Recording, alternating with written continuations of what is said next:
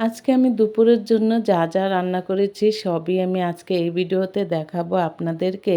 এদিকে আমি গরুর গোশত রান্না করতেছি এ আলু দিয়ে রান্না করতেছি। তা এখন আমি ডাউল এই চুলায় পাশের চুলায় ডাউল বসিয়ে দিয়েছি।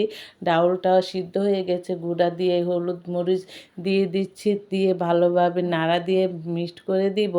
এদিকে যে গরুর গোশতটা প্রায় হয়ে আসছে। আজকে আমি সকাল সকাল উঠে রান্না বান্না শেষ করতেছি। সকালে উঠে আপনাদের ভাইয়াকে আমি বাজারে পাঠিয়েছি। সে বাজার থেকে অনেক সবজি আনছিল। এগুলো আমি স রাতের জন্য রেখে দিয়েছি। কারণ রাতে আমার আবার রান্না করতে হবে। এগুলো হচ্ছে দুপুরের জন্য। দুপুরে রাতে আমাদের ঘরে হুজুরের খানা হবে। সেজন্য এটি দুপুরের জন্য রান্না করেছি।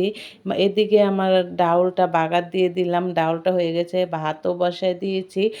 রান্নার মাঝখান দিয়ে কিছু মেহমান চলে আসছে, তাদেরকে আমি কি দিব ভেবে পাইতাছি না। তারপরে দেখি ঘরে মুড়ি আছে, চিড়া আছে, এগুলা ভেজে চানাচুর দিয়ে মেখে দিয়েছি। আমার ভাতটা এদিকে হয়ে গেছে মেহমানদারি করতে করতে। এই যে গরুর মাংস রান্না করছি, তারপরে আমি ডাউল রান্না করছি, ভাত রান্না করছি, সবজি রান্না করছি। ভিডিওটা কেমন হয়েছে কমেন্টে জানাবেন। আর নতুন ভিডিও পাওয়ার জন্য ফলো দিয়ে পাশে থাকবেন। বাইরে ঝিরিঝিরি বৃষ্টি পড়তেছে, এই ওয়েদারটা অনেক সুন্দর।